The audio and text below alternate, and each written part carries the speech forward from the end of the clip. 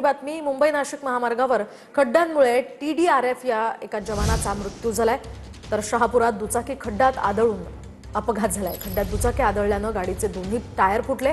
विकास मोरे असं या मृत्यू झालेल्या TDRF जवानाचं नाव आहे। आधीच नाशकात खड्ड्यांवरून सध्या वातावरण तापलेलं आहे आणि एकूणच आतापर्यंत नाशिकमध्ये 4 जणांचा खड्ड्यांमुळे मृत्यू झालेला आहे आणि आता आणखीन एक ही घटना मुंबई नाशिक महामार्गावरची। अधिकची माहिती आपण जाणून घेऊयात आमचे प्रतिनिधी गणेश थोरात यांच्याकडून। गणेश, काय अधिकचे अपडेट्स आहेत? मोहिनी, पाहायला गेलं तर शहापूर वरून ठाण्याच्या दिशेने TDRF जवान हा कामावरती येत असताना विकास गोरे हा खड्ड्यामध्ये त्याचा पडून जो मृत्यू झालेला आहे। दोन्ही टायर खड्ड्यामध्ये गेल्यामुळे दोन्ही टायर फुटले आणि तो अक्षरशः रस्त्याच्या बाजूला कडेला आदळला आणि त्याचा मृत्यू झालेला आहे। विकास लहू गोरे असं या मृत व्यक्तीचं नाव आहे। तो TDRF या ठिकाणी ठाण्यामध्ये कामाला होता। पाहायला गेलं तर आपत्ती व्यवस्थापनच्या वेळेस अशी लोक जे ते मोठ्या प्रमाणात या ठिकाणी कुठेही काही दुर्घटना घडली तर त्या लोकांचा जवानांचा उपयोग केला जात असतो। मात्र अशातच आता त्याचा मृत्यू झाल्यामुळे नक्कीच कुठेतरी TDRF या विभागामध्ये हळहळ व्यक्त होताना पाहायला मिळते। कालमध्ये देखील एका महिलेचा मृत्यू झाला होता, सुनीता पाल असं नाव आहे। ती देखील भिवंडी या ठिकाणी खड्ड्यात पडून दुचाकीवर तिचा तोल गेला। पती जो आहे तो जखमी झालेला आहे, मात्र तिच्या डोक्यावरनं गाडी गेल्यामुळे तिचा देखील मृत्यू झालेला आहे। ठाण्यामध्ये ह्या 2 मोठ्या घटना घडलेल्या आहेत। ठाणे जिल्ह्यातल्या ह्या 2 मोठ्या घटना खड्ड्यांमुळे घडल्या आहेत। त्यामुळे ठाणे प्रशासन असेल, भिवंडी प्रशासन असेल, या express highway Nashik express highway या ठिकाणचे जे खड्डे आहेत ते त्वरित बुजवले गेले नाहीये हे प्रकार जो समोर आलेला आहे। पाहिलं तर राज्याचे उपमुख्यमंत्री एकनाथ शिंदे यांनी देखील निर्देश दिले होते।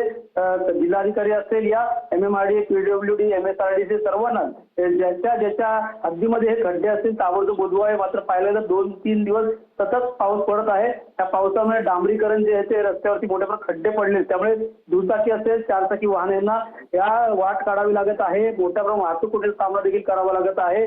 अनेक दळणवळण मोठ्या अवजड वाहनांचे या रस्त्यावरती होत असतात। मात्र अशातच या 2 जणांचा मृत्यू झाल्यामुळे कुठेतरी आता प्रशासनावरती एकीची झोड उठताना पाहायला मिळते।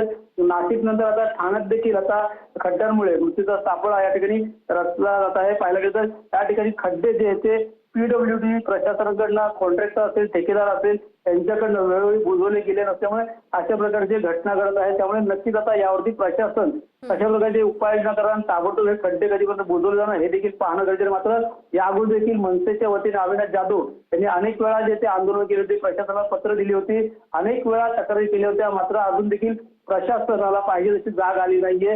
पाहायला गेलं तर अनेक वेळा आंदोलन करून सुद्धा या प्रशासनाला जाग येत नाहीये। पाहायला गेलं तर आता येणाऱ्या काळात आता त्याचा मृत्यूचा जबाबदार कोण असणार हे देखील पाहणं गरजेचं आहे। मात्र यावरती आता प्रशासनावरती राज्याचे उपमुख्यमंत्री असतील, मुख्यमंत्री असतील, नक्कीच गणेश, प्रशासनाचा हा अक्षम्य हलगर्जीपणाच म्हणावा लागेल। अतिशय दुर्दैवी ही घटना घडलेली। धन्यवाद तुम्ही दिलेल्या या सविस्तर माहितीसाठी।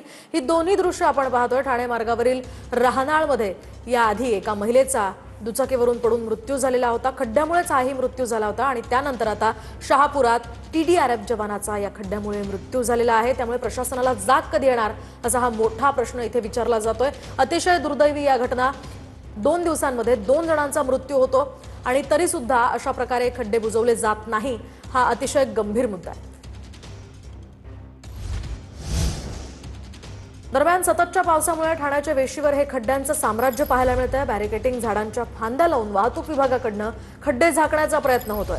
खड्ड्यांमुळे अपघातांच्या प्रमाणातही मोठ्या प्रमाणात वाढ झालेली आहे आणि अशा प्रकारे आता हे तात्पुरतं जे नियोजन आहे ते प्रशासनातर्फे केलं जात आहे। मात्र हे खड्डे कधी बुजवले जाणार असा सवाल नागरिक विचारतायत। आपण पाहतोय ही दृश्य आहे, अक्षरशः खड्ड्यांचं साम्राज्य या संपूर्ण रस्त्यावर पाहायला मिळतं। या खड्ड्यांमध्ये पाणी साचतंय, त्यामुळे खड्ड्यांचा अंदाज येत नसल्यामुळे अपघाताची मोठ्या प्रमाणात शक्यता आहे आणि आता ज्या ठिकाणी खड्डे आहेत त्या ठिकाणी अशा प्रकारे बॅरिकेटिंग केलं जात आहे, झाडांच्या फांद्या लावल्या जात आहेत।